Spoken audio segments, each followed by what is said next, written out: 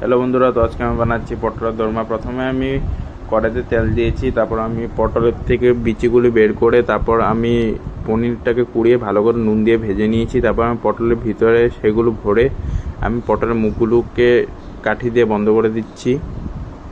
তারপর এখন পটলগুলোকে ভেজে নেব। তারপর একটা কড়াইতে তেল গরম হতে দিয়েছি।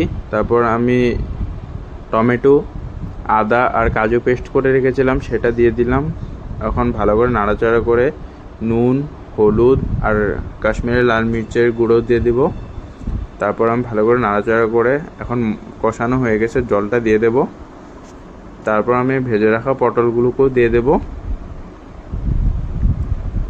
তো দেখুন বন্ধুরা, এখন আমি ভাজা জিরা গুঁড়ো আর গরম মশলা দিয়ে দিচ্ছি।